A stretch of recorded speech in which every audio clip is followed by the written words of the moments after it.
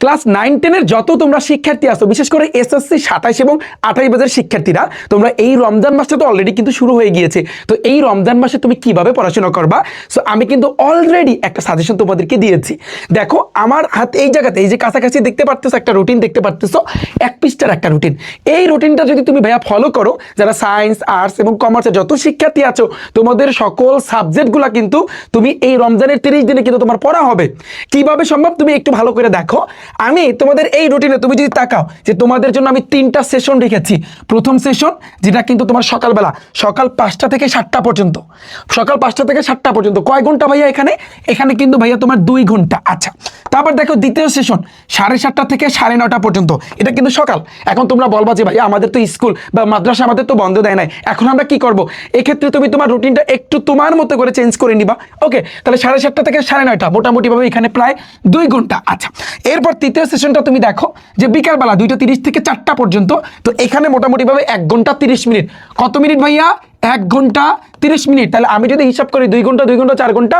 রাত্রে কিন্তু আমি দেই নাই ভাইয়া, কারণ রাত্রে কিন্তু নামাজ পড়তে হবে, যেহেতু রমজান মাস কিন্তু অলরেডি কিন্তু শুরু হয়ে গিয়েছে। তাহলে 5 ঘন্টা 30 মিনিট তুমি যদি আরো আধা ঘন্টা বাড়াই পড়তে পারো, তাহলে তুমি কিন্তু দৈনিক 6 ঘন্টা ভাইয়া তুমি পড়তেছো। এখন যারা সায়েন্স, আর্টস, কমার্স যত শিক্ষার্থী আছে, তোমাদের যতগুলো সাবজেক্ট আছে, তুমি যদি আমার এই রুটিনটা ফলো করো, তোমার সবগুলো সাবজেক্ট কিন্তু এই রমজান মাসে কিন্তু ধরা হবে।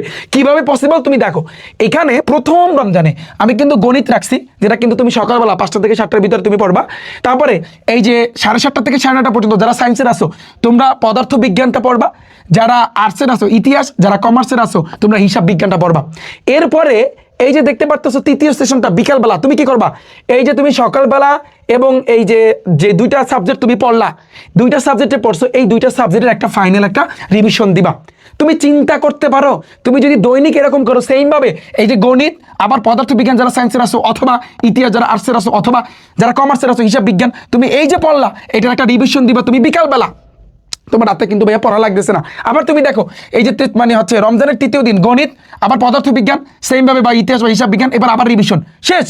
এবার আবার তোমার ইংরেজি প্রথম, 4র্থ রমজানে ইংরেজি প্রথম, আবার এই সাইডে উচ্চতর গণিত। তোমার এইখানে তুমি যদি আমাদের এই রুটিনটা ভাইয়া ফলো করো, তোমার কিন্তু দেখো তুমি সকালবেলা যে সাবজেক্ট 2টা পড়ছো, এই 2টা সাবজেক্টের কিন্তু একটা পারফেক্টলি তুমি বিকালবেলা রিভিশন দিতে পারতেছো। এমনভাবে সেট করে দিছি ভাইয়া টাইম, তুমি চিন্তা করতে পারো একবার, তোমার সকল সাবজেক্ট কিন্তু ধরা হবে পুরো এই রমজান মাসে। তো আমার ব্যাচে যারা আছো, আমার জিরো টু হিরো ব্যাচে যারা ভাইয়া ভর্তি আছো, তোমাদেরকে কিন্তু রিফাত ভাইয়া এই যে ক্লাস আমি কিন্তু কালকে থেকে ইনশাল্লাহ স্টার্ট করতেছি।